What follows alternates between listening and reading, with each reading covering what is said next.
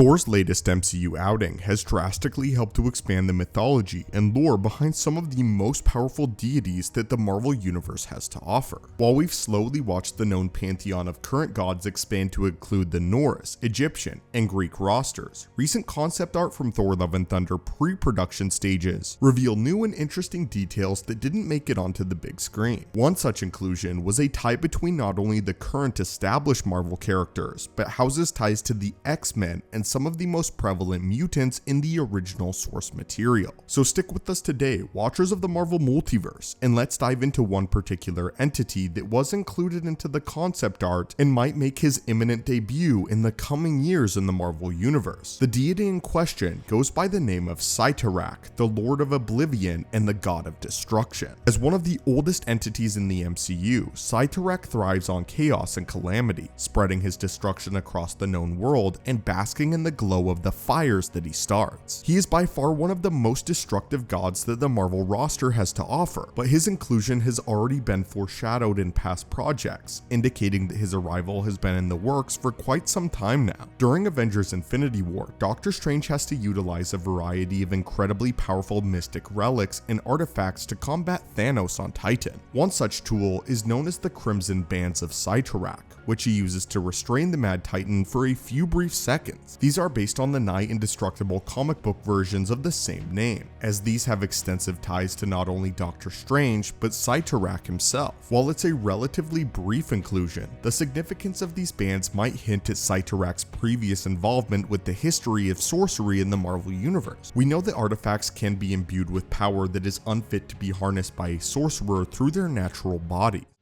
Some magic is too powerful to sustain, so we imbue objects with it, allowing them to take the strain we cannot. But we also know that sorcerers have an innate historical knowledge of various godly as well as demonic entities due to their practice of the mystic arts. Sorcerers are among the most well-informed historians on Earth and have an understanding of various entities that most of humanity doesn't even know ever existed. We know that they are in some way aware of the Living Tribunal, as they possess a staff named for this harbinger of cosmic justice. Is the staff of the Living Tribunal.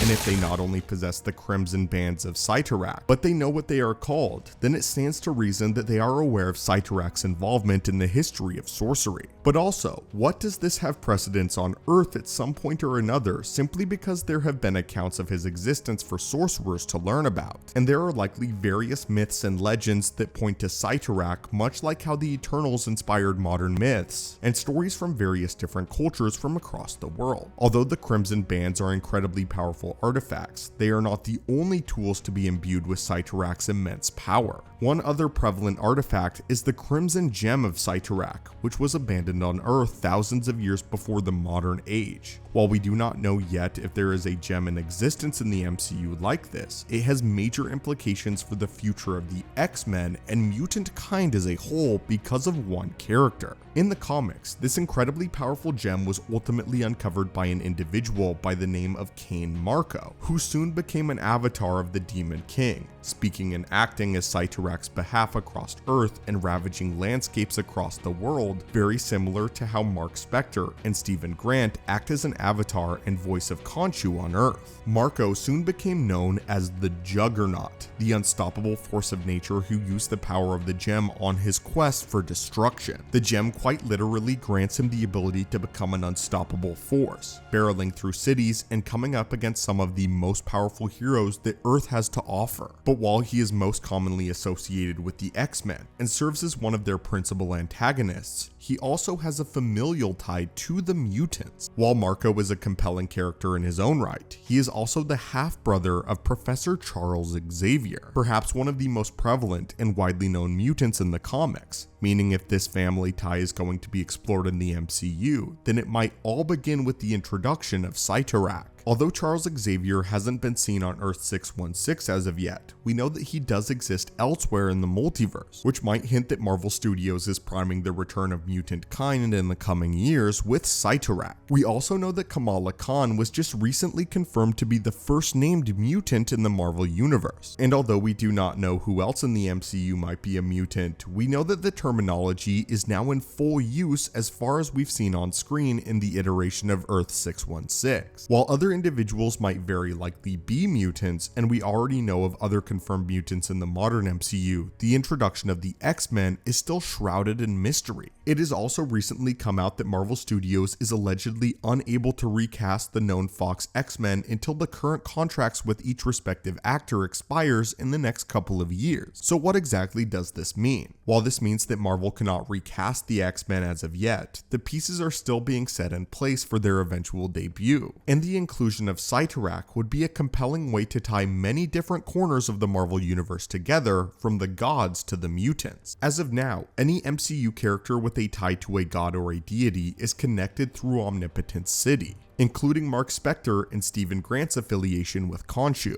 as well as Wakanda's ties to Bast and Sekhmet, and the entirety of the known Asgardian Legion. It's also likely that the Eternals have a connection to Omnipotent City, since we know that they have come into contact with various gods from across their history. Thor used to follow me around when he was a little kid. Now he's a famous Avenger and won't return my calls. And these are far from the only individuals that might be connected in the MCU. If the X-Men can also be included in this overlap via the use of Cyttorak, then it could help to connect them with the likes of the Eternals and Moon Knight, Thor, and various other corners of their respective MCU landscapes. But anyway, my friends, what are your thoughts on Cyttorak and the Juggernaut nearly appearing in Thor: Love and Thunder, or really the Juggernaut by proxy? Do you think that Marvel Studios is purposefully setting up Cyttorak as a major antagonist of mutant kind and the burgeoning X-Men? Also, what are your thoughts on this scrapped idea? Do you think Cyttorak should have been included in Thor: Love and Thunder? And do you think he will make his official debut down the line, and the Juggernaut will prove to be a principal antagonist of some of the first X-Men? As always, my friends, thank you guys so much for watching and continuing to support the channel. Hit that subscribe button to assemble and join our team, and I will hopefully see you in the next video.